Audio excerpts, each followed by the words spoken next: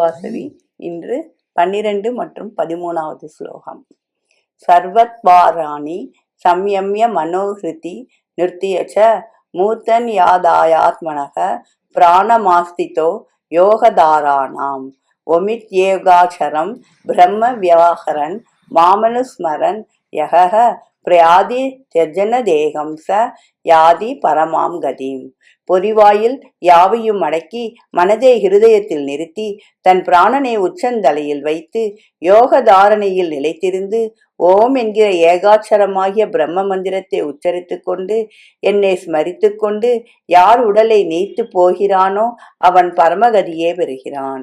யோகி ஒருவனுக்கு உடல் வாழ்க்கை முற்று பெறுகிற நிலை இதுவாம். நதியானது கடலினுள் நுழைவது போன்று யோகினிய ஜீவபோதம் பரபோதமாக மாறி அமைகிறது. ஜீவனானது இவ்வுலகத்தை விட்டு போகும் தருணத்தில் கடைசியாக எதை பற்றி நினைத்து கொண்டிருக்குமோ அதற்குரிய உடலில் மறுபடியும் வந்து பிறக்கின்றது. ஆதலால் பக்தி சாதனை மிகவும் அவசியம் என தோன்றுகிறது. இடையறாத அனுஷ்டானத்தினால் உலக பொருள்களை பற்றிய எண்ணம் மனதில் உண்டாக மாட்டாது. ஈஸ்வரனை பற்றிய சிந்தனையே ஆத்மாவிடம் குடிகொள்ளும். சாகும் தருவாயிலும் கூட அந்த சிந்தனை நீங்குவதில்லை. சாகும்போது தானாக அந்த நிலை வருகின்றதா? இல்லை. உலகில் வாழ்ந்திருக்கும் போது சாதகன் அதற்கு தன்னை ஆயத்தப்படுத்த வேண்டும். நன்றி, வணக்கம். இப்படிக்கு லதா ஸ்வரூபம் விருத்தாச்சலம்.